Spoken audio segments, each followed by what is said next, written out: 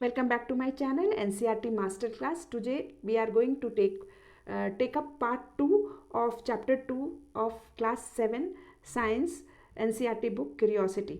Now part 1 में हमने कुछ natural एसिड बेस इंडिकेटर्स के बारे में पढ़ लिया है, जैसे litmus paper as an indicator and then ये सारा सैम्पल्स है जिनको कि हमने टेस्ट किया है.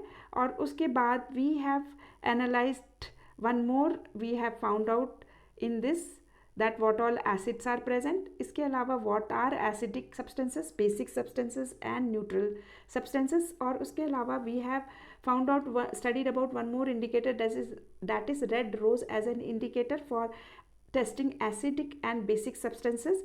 और इसके अलावा now we are going to study turmeric as an indicator. So we are going to start this turmeric as an indicator in part 2.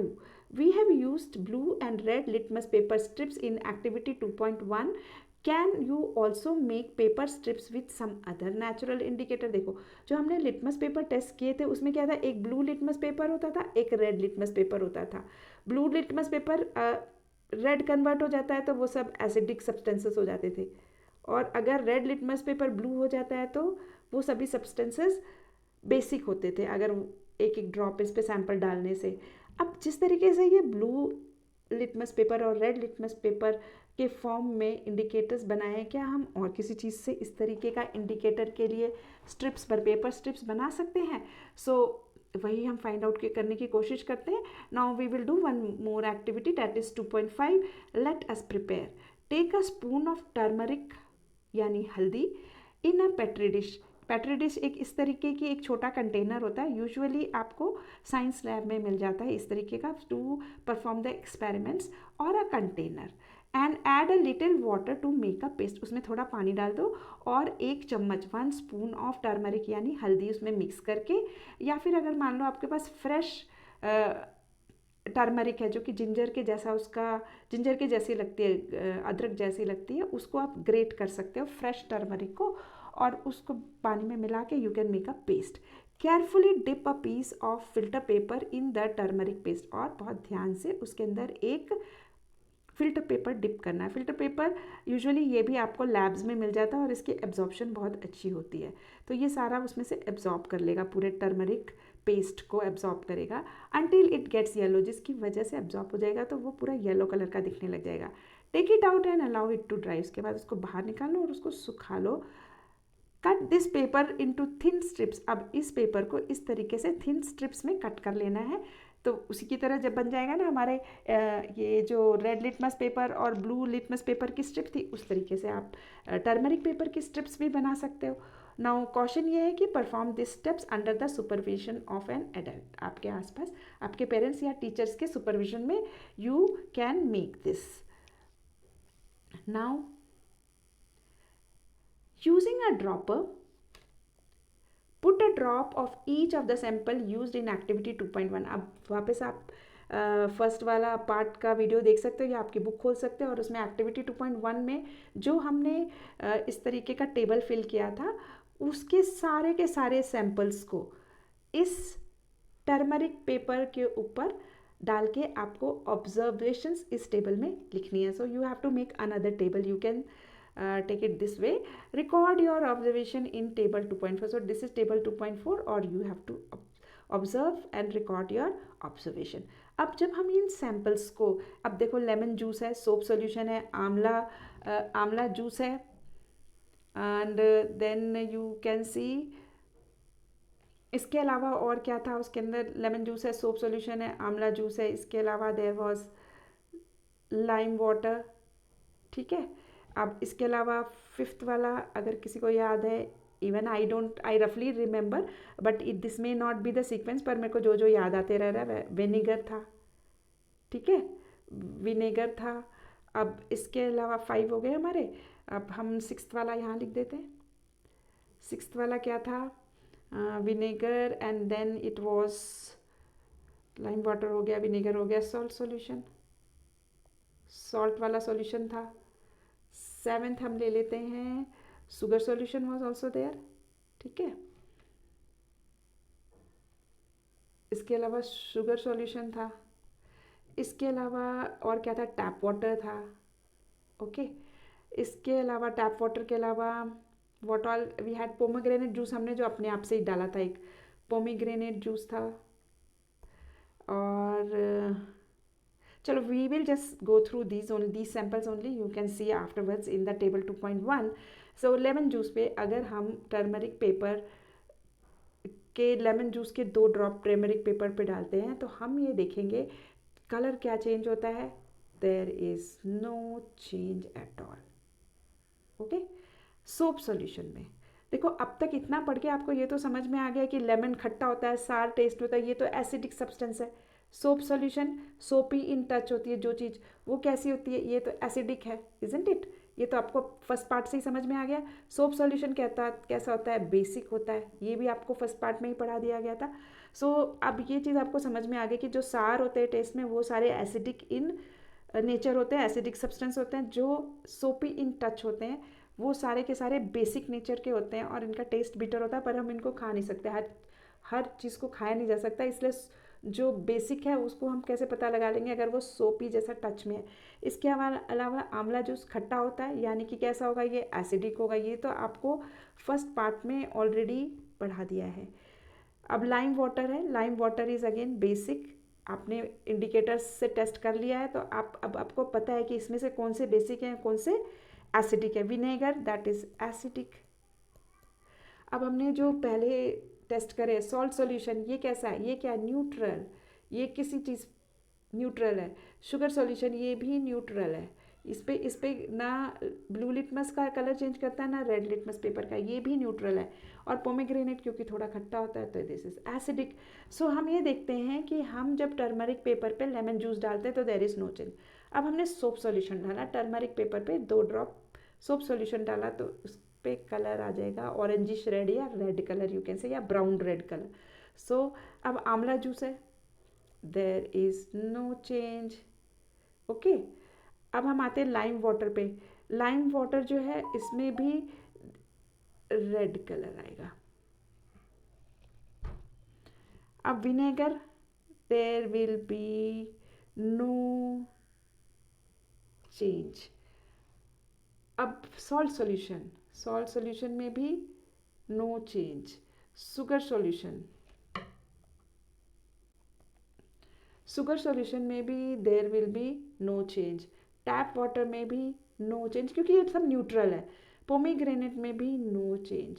तो जब हम ये पूरी की पूरी टेबल स्टडी करते हैं तो हमें ये समझ में आता है कि जो टर्मरिक पेपर है वो जो भी एसिडिक सब्सटेंसेस हैं, ये भी एक एसिडिक सब्सटेंसेस है, ये भी एक एसिडिक सब्सटेंस है, और जो न्यूट्रल सब्सटेंसेस है उसमें तो देर इज़ कोई भी चेंज नहीं होता, देर इज़ टैप वाटर, ये सब और पोमेग्रेनेट इज ऑल्सो एज, इन सब में देर is no change.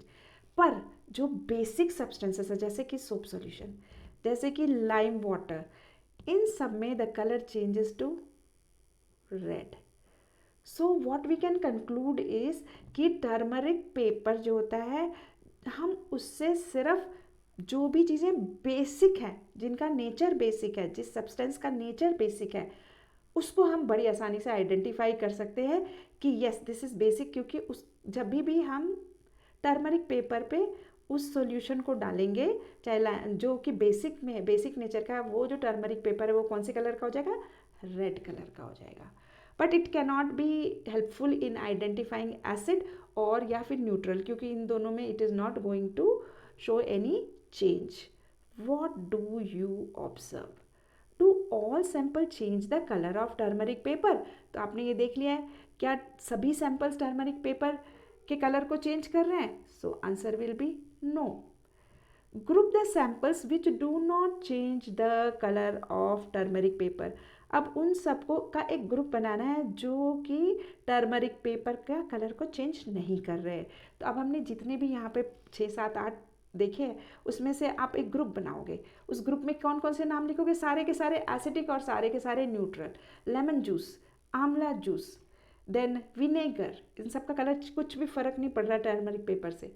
Then salt solution, then sugar solution, then tap water, then pomegranate juice. इन सब से there will be no change in the colour of turmeric paper. I hope you can write all these, because from here you can see जहाँ जहाँ no लिखा है वो सारे के सारे का आपको एक ग्रुप बनाना है, नो चेंज वालों का. Compare them with the sample in group A, group B and group C in table 2.2. उसके बाद हमें कंपेयर करना है कैन टर्मरिक, और फिर you have to see that can turmeric paper be used as an indicator for acidic substances. क्या हम turmeric paper को एसिडिक सब्सटेंसेस को फाइंड आउट करने के लिए यूज़ कर सकते हैं? The answer will be no, नहीं यूज़ कर सकते. Discuss your observations with your classmates. ये सारा का सारा ऑब्जर्वेशन आप अपनी क्लासमेट्स के साथ डिस्कस कर सकते हैं. And based on the observation, और जब आप डिस्कस करोगे तो we can conclude that turmeric paper can be used to test basic substances. However, it cannot differentiate between acidic and neutral substances. तो ये चीज़ हमने अभी भी डिस्कस करी, क्योंकि ये जब भी कोई भी बेसिक सब्सटेंस है जैसे कि सोप सॉल्यूशन या फिर लाइम वाटर सॉल्यूशन, वो चीज़ों को जब आप टर्मरिक पेपर के ऊपर डालेंगे तो it will become red. But if you put amla juice, if you put lemon juice, if you put tap water, if you put sugar solution, if you put salt solution, if you put pomegranate juice, ये सब acidic nature के हैं या तो ये acidic nature के हैं या न्यूट्रल है, तो there will be no change. तो न्यूट्रल सब्सटेंस और एसिडिक सब्सटेंसेस हमें पता ही नहीं चलेंगे, क्योंकि वो सब में एक जैसा बिहेव करेगा. जो yellow colour of the turmeric paper है वो वही कलर रहेगा उसमें, there will be no change. तो आप सिर्फ बेसिक सब्सटेंसेस को इससे आइडेंटिफाई कर सकते हैं. I hope now this is clear. I got a curry stain on my white shirt and on applying soap it changed its color. Wow, now I know the reason. कई बार आप इस चीज़ को अगर बहुत ध्यान दोगे तो कई बार आप अपने लंच बॉक्स से टिफ़िन खा रहे हो, सब्ज़ी वगैरह कुछ गिर जाती है तो वो येलो कलर का एक निशान पड़ जाता है, बिकॉज उसमें टर्मरिक होता है. सब्ज़ी में, दाल में जो फूड कुक करते हैं तो उसमें टर्मरिक रहता है, तो आपकी शर्ट पे या स्कूल ड्रेस पे वो येलो कलर का एक स्टेन आ जाता है. जब आप उसके ऊपर सोप सॉल्यूशन डाल के देखो, यू विल सी दैट वहाँ पे रेड कलर हो जाता है. तो ऐसा क्यों होता है? जो कलर चेंज होता है ब्राउनिश रेड या red colour, it is because the turmeric, वो जो आपकी शर्ट है उसके ऊपर जो येलो कलर है वो टर्मरिक पेपर जैसे बिहेव कर रहा है, और जो सोप सॉल्यूशन है that is basic in nature, इसीलिए वो शर्ट पे येलो सा रेडिश सा मार्क आ जाता है. Now fascinating facts. Why is turmeric known as golden spice? Turmeric को गोल्डन स्पाइस भी कहते हैं. Turmeric is a member of ginger family which is grown in India and other countries. सभी कंट्रीज़ में, इंडिया में भी बहुत ईजिली अवेलेबल है turmeric. A common spices daily house, ये एक बहुत कॉमन मसाला है जो कि हम डेली आपके घरों में खाना बनाने में, वेजिटेबल्स में, दाल में, everywhere it is put. It is being researched for the benefits beyond the taste and color it provides to the food. So इसके बहुत सारे benefits हैं. एक तो वो टेस्ट बढ़ाता है, इसके अलावा फूड को एक कलर देता है. आप एक बार किसी भी फूड में हल्दी को नहीं डाल के देखो, the food will not look that tempting, or you can say you will see the difference if you do this and see. इन आयुर्वेद इसके अलावा भी टर्मरिक को हम क्यों गोल्डन स्पाइस कहते हैं? क्योंकि ये Ayurvedic system of medicine, it is a medicinal herb जैसे यूज़ होता है. Is considered to have numerous health benefits. इसके बहुत सारे हेल्थ बेनिफिट है, इसलिए इसको हम दवाइयों जैसे भी ले सकते हैं. आयुर्वेदिक दवाइयों में ये डाला जाता है. And is commonly used in several traditional home remedies. और घर में भी पेरेंट्स कभी कभी हल्दी का water for doing gargles and all that आपके पेरेंट्स देते होंगे जब आपका गले में कुछ ख़राब है, या फिर दूध में हल्दी डाल के देते हैं. If you are feeling cold और यू गेट हर्ट, चोट लग जाती है कहीं, तो दूध में हल्दी डाल के पीने के लिए देते हैं, because it has a benefit, many Ayurvedic benefits also. तो इसको हम थोड़ा मेडिसिन की जैसे भी यूज़ करते हैं, इसीलिए हम इसको गोल्डन स्पाइस भी कहते हैं. So coming to the next topic, Ashwin created a greeting card to pay gratitude to his teacher on the day of Guru Purnima. तो ये अश्विन ने एक ग्रीटिंग कार्ड बनाया है अपने टीचर को ग्रैटिट्यूड वो करने के लिए, शो करने के लिए. He applied turmeric paste on a white paper. इस पे ये बनाया उसने, वाइट पेपर के ऊपर टर्मरिक पेस्ट लगा दिया, उसको सुखा दिया. He wrote his wishes in the teachers mother tongue. और उसने क्या किया, अपनी टीचर के जो मदर टंग थी, चाहे ये I think this is written in Bengali, even I don't know which language, Odia language on the dried paper using one of the solution tested in the table 2.4. So एक सॉल्यूशन से उसने लिखा जो कि हमने टेबल 2.4 में सोप सॉल्यूशन से लिखा उसने. Which solution can be use to write the message, क्योंकि कोई भी एसिडिक सॉल्यूशन से तो वो लिख नहीं सकता, इसलिए वो सोप सॉल्यूशन से लिखेगा. और सोप सॉल्यूशन से उसने उस पर लिख दिया और वो रेड कलर का हो गया सारा का सारा, क्योंकि ये टर्मरिक पेपर है. और उसके ऊपर सोप सॉल्यूशन उसने पेन के निब पे लगा के ही रोट.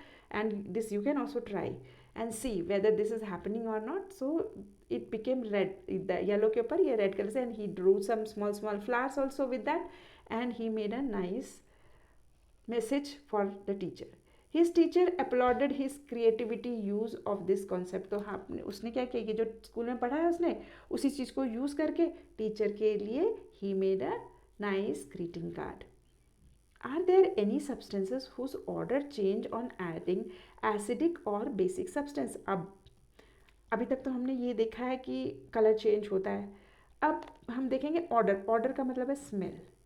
ठीक है, क्या किसी चीज़ को डालने से, चेंज ऑन एडिंग एसिडिक या बेसिक सब्सटेंस को अगर हम किसी चीज़ पे डालते हैं तो क्या उसकी स्मेल चेंज होती है? There are some substances whose odour change in an acidic और बेसिक मिलेमा. यस, ऐसे कुछ सब्सटेंस हैं जिनका कि स्मेल चेंज हो जाता है इन एसिडिक और बेसिक मीडियम में. These are called as olfactory indicators. इनको हम क्या कहते हैं? Olfactory indicators. Let us explore, let us investigate. Take some finally chopped onion in a container. बारीक कटे हुए अनियंस, प्याज को एक कंटेनर में रखना है along with some strips of clean cotton cloth और फिल्टर पेपर. उसके अंदर आप कुछ स्ट्रिप्स क्लीन कॉटन क्लॉथ की डाल दो या फिल्टर पेपर की डाल दो. Tightly close the container and leave it overnight. पूरी रात उसमें वो क्लीन क्लॉथ को अंदर ही रहने दो और फिल्टर पेपर को अंदर ही रहने दो. Take two of the cotton cloth और filter paper strips from the container and check their order. जो आपने 4-5 इसके अंदर डाल के रखी है उसमें से 2 कॉटन क्लॉथ या 2 फिल्टर पेपर निकाल लो और उसको स्मेल करके देखो. तो जब आप उसको स्मेल करोगे, keep them on a clean surface and put few drops. अब जब उसको स्मेल करोगे तो आपको अनियन की स्मेल आएगी. अनियन की स्मेल बहुत पंजेंट होती है. अब उसके बाद उसको एक क्लीन सरफेस के ऊपर उन दोनों स्ट्रिप्स को रख दो जिसमें अनियन की स्मेल आ रही है. And put few drops of tamarind water on one strip. अब इसमें से एक स्ट्रिप के ऊपर क्या डाल दो? टमरिन वाटर. और टमरिन वाटर कैसा होता है? कौन सा नेचर होता है उसका? एसिडिक नेचर होता है, खट्टा होता है ना. ये हमने अभी तक तो 3 टेबल पढ़ लिए हैं और अब तक तो आपको ये समझ में आ गया होगा कि tamarind water is acidic in nature. आपने blue litmus paper, tamarind water blue litmus paper को रेड लिटमस में कन्वर्ट कर देता है. You know that tamarind water is acidic. तो क्या करो कि आप जिसमें अनियन की स्मेल आ रही है उस स्ट्रिप के ऊपर थोड़ा टमरिन वाटर डालो और दूसरे वाला जो स्ट्रिप है उसके ऊपर आप डालो few drops of baking soda solution. अब ये जो बेकिंग सोडा सॉल्यूशन है इसका बेसिक नेचर होता है. ठीक है, ये हमने 2.1 टेबल में बेकिंग सोडा अभी शायद एग्जाम्पल मैंने पढ़ा है. अगर नहीं पढ़ा है तो I will tell you that this is basic in nature. Solution on the other, allow the drops to spread on the strip. अब पूरा अच्छे से थोड़ा इस पर स्प्रेड हो जाए, अच्छे से पूरा ड्रॉप इस पर भी टमरिन का खट्टा वाला जो है एसिडिक सब्सटेंस. एक पे बेसिकली हमने एसिडिक सब्सटेंस डाला है, एक पे हमने बेसिक सब्सटेंस डाला है. और अब हम देखेंगे कि इसकी स्मेल में क्या फ़र्क आती है. Check the odour again. अब ये वाले पहले हम टमरिन वाले को चेक करेंगे. तो जिसमें हमने टमरिन डाला था हम देखेंगे कि there is no change in the smell. Smell वैसी की वैसी ही है, अनियन की स्मेल आ रही है बहुत अच्छी सी। उसके बाद हम इस वाले को उठाएंगे और इसको भी स्मेल करेंगे, तो हम देखेंगे कि इसकी जो स्मेल है वो रिड्यूस हो गई है। ठीक है, तो बेसिक चीज़ों के ऊपर अगर कोई भी बेसिक है वो, अगर ये जैसे बेसिक को अगर हम अनियन की स्मेल, तो ये अनियन की स्मेल को क्या करता है, कोई भी बेसिक सब्सटेंस उसकी स्मेल को रिड्यूस कर देता है, कम कर देता है, उसका जो स्मेल है वो कम हो जाता है। If we put a basic thing that is the baking soda, soap solution, कुछ भी डालेंगे अगर हम, तो the smell will go. Check the odour again, so this will be reduced और वेरी लिटिल बच, अगर है भी तो बहुत कम होगी। Do you notice any change in the odour of onion strip before and after putting tamarind water? So the answer will be no. tamarind water डालने से कोई नहीं, and baking soda डालने से we will see that the smell is reduced. Note your observations. So these are the observations. Similarly, test the change in the order with other acidic basic substance and record your observation. तो इसी तरह का फिर से एक आपको table बनाना है और हम ये देखेंगे कि जब भी हम कोई बेसिक चीज़ डालते हैं तो उसका, जैसे सोप सॉल्यूशन है, बेकिंग सोडा है, ये सब डालेंगे तो जो स्मेल है वो रिड्यूस होगी। Okay, now we are going to study no scientist.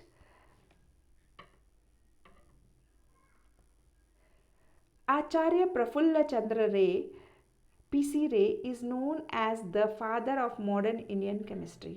तो this is the name of the scientist, Acharya Prafulla Chandra Ray, जो कि मॉडर्न इंडियन केमिस्ट्री के फादर माने जाते हैं। He earned a doctorate in chemistry from United Kingdom and return to India. United Kingdom से उन्होंने chemistry में डॉक्टरेट करी और फिर वापस इंडिया में आए। ही contributed towards advancing scientific researches in India, बहुत सारे साइंटिफिक रिसर्च में he has help. He also establish India first pharmaceutical company. Pharmaceutical companies वो कंपनीज होती है जो मेडिसिन के फील्ड में वर्क करती हैं, जो मेडिसिन बनाती हैं। A company in the field of medicine, उनको हम कहते हैं pharmaceutical companies. He was a person rooted to Indian culture and knowledge traditions. Through his writings on the history of chemistry in India, he highlighted, उसने अपने बहुत सारे history of chemistry in India लिखा, उन्होंने हाईलाइट किया achievements and expertise of ancient Indian scientist to the modern world. उन्होंने India के बहुत सारे इंडियन साइंटिस्ट जो थे उन सबको हाईलाइट किया अपने उनकी अचीवमेंट्स को हाईलाइट किया अपने राइटिंग्स में, जो उन्होंने लिखा, इंडिया की हिस्ट्री लिखी केमिस्ट्री के बारे में। To the modern world, Ray, a social reformer, also advocated the use of mother tongue as medium of instruction in educational institute. इसके अलावा उन्होंने इस बात पे भी एम्फेसिस किया कि we should use our mother tongue as the medium of instruction in educational. तो schools में जो भी mother tongue है उस भाषा में चीज़ों को पढ़ाया जाना चाहिए। So coming to the next topic, what happens, अभी तक तो आपने एसिड क्या होता है, बेस क्या होता है, ये सब पढ़ लिए। अब हम पढ़ने वाले हैं what happens when acidic substances mixes with basic substance. क्या होता है जब हम एक एसिड को एक बेस के साथ मिक्स कर देते हैं। We are going to perform one small activity and try to understand this. Let us investigate by performing the following experiment. अब हम इस एक्सपेरिमेंट को करेंगे और ये चीज़ को फाइंड आउट करने की कोशिश करेंगे। Let us experiment. Take 1 drop of lemon juice, 1 drop of lemon juice इस टेस्ट ट्यूब में ले लो and add 20 drops of water to it. 1 drop lemon juice डाल दिया हमने, सिर्फ 1 ड्रॉप लेमन जूस डाला है और उसके अंदर कितने ड्रॉप्स ऑफ पानी डाल दिया, 20 ड्रॉप्स पानी डाल दिया। तो क्या बन जाएगा, वो नींबू पानी जैसा कुछ बन जाएगा और कलर क्या होगा उसका, वाइट होगा। शुरू में कौन सा कलर होगा, white. Observe the colour, colour will be white, but natural everyone knows कि नींबू पानी कैसा होता है, सफ़ेद ही होता है। Add a drop of blue litmus solution to it. अब उसके अंदर क्या कर दो, एक ब्लू लिटमस सॉल्यूशन डालना है, ब्लू लिटमस सॉल्यूशन डाल देंगे हम उसके अंदर। जैसे ही हम उसके अंदर ब्लू लिटमस सॉल्यूशन डालेंगे, आपको ये पता है कि लेमन सॉल्यूशन जो होता है, लेमन जूस या लेमन सॉल्यूशन जो बना हुआ है, वो कैसा होता है? एसिडिक होता है, isn't it? It is acidic substance.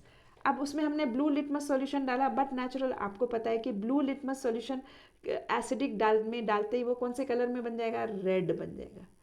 It will convert into red. See here it has become red. Blue litmus solution will change its color to red solution.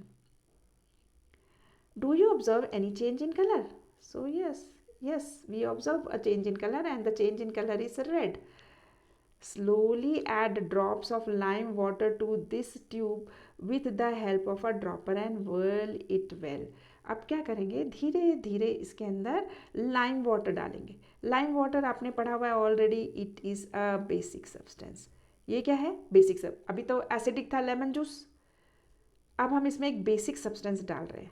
क्या? Lime water. Lime water you all know 2.1 observation table में भी आपने fill किया है. ये red litmus paper को blue में convert करता है. So it is basic in nature. और उसको धीरे धीरे धीरे हिलाते रहो. What do you observe? Is there any change in the color of the solution? The answer will be yes. The color of the solution converts to blue बन जाता है वो color.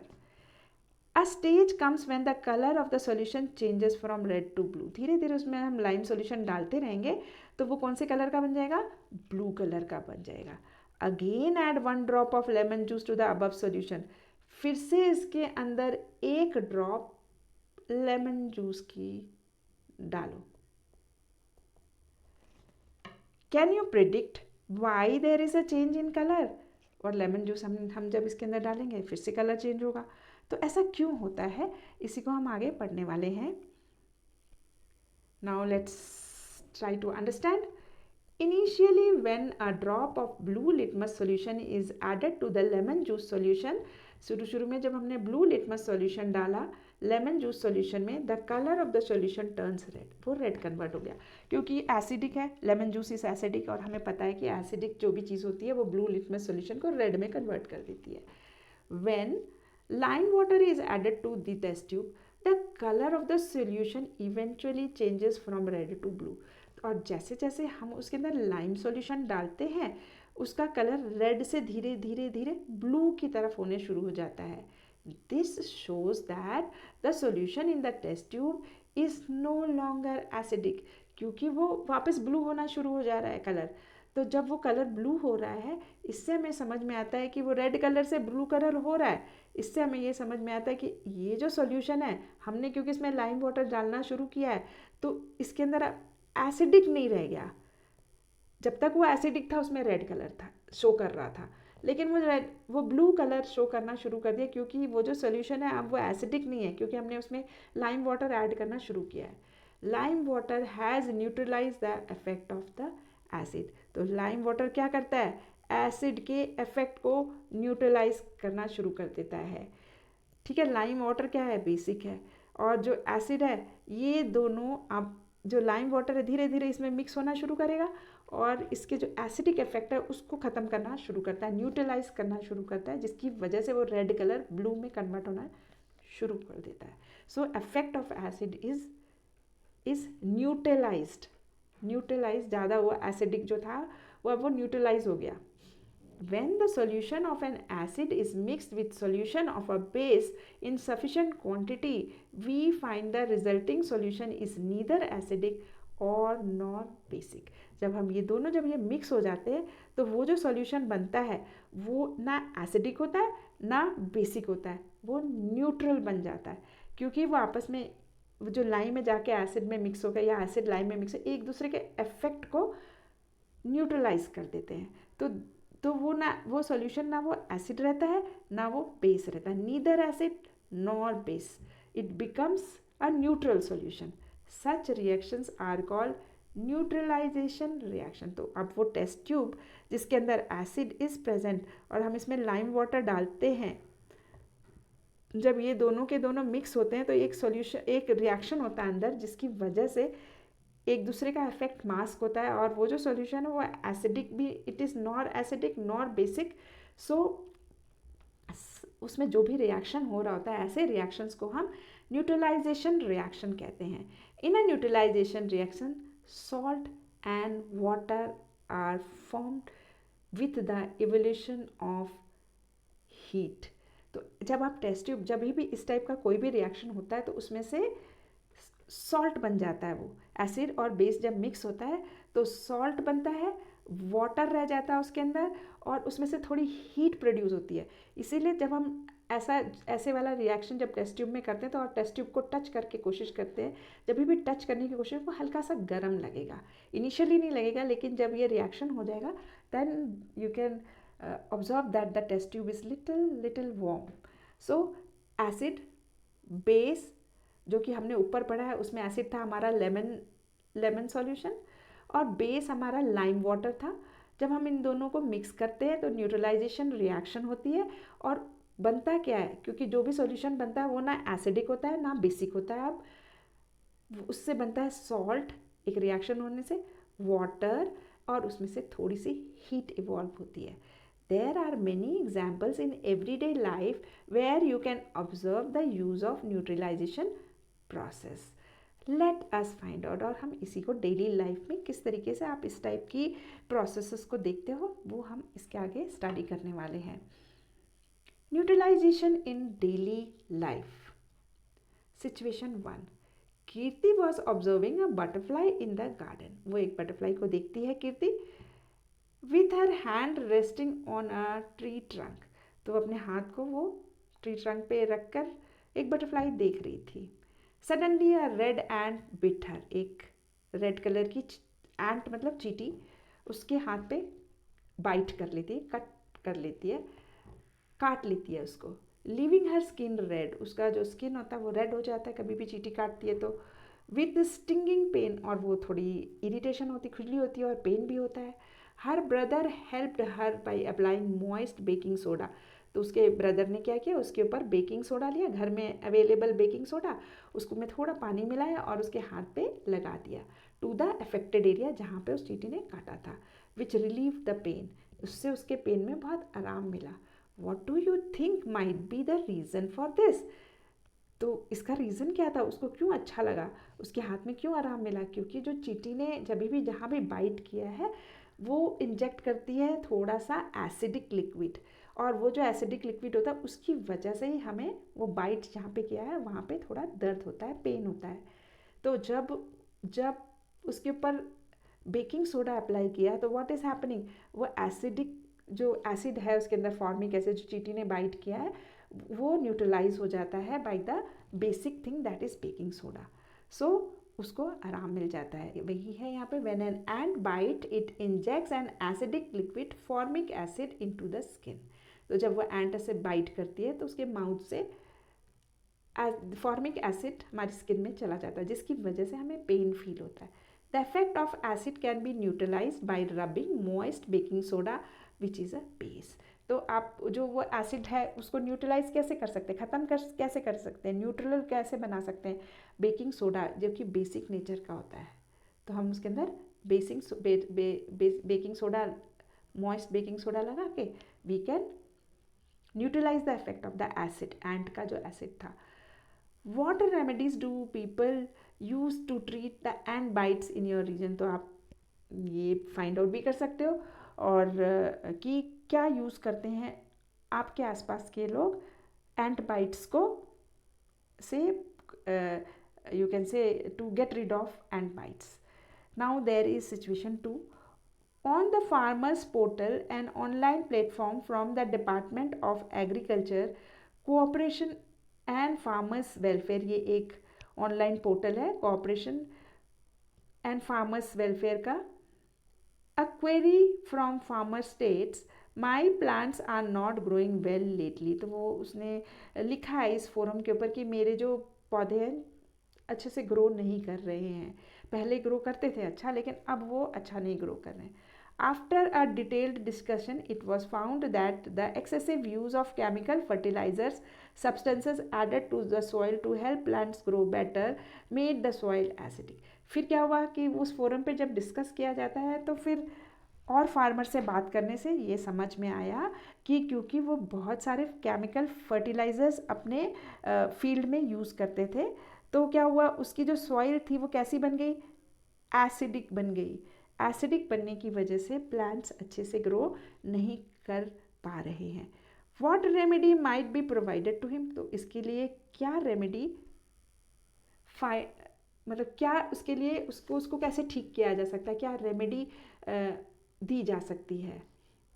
When the soil is too much acidic, the plants do not grow well. जब soil बहुत ज़्यादा acidic हो जाता है fertilizers की वजह से, तो plants अच्छे से grow नहीं करते हैं.